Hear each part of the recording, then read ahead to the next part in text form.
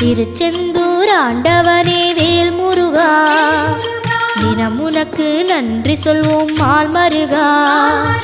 திருவடியில் தவம் இருப்போம் திருமுருகா, தீப்பெழுது நலமெனவே வடிவழகா.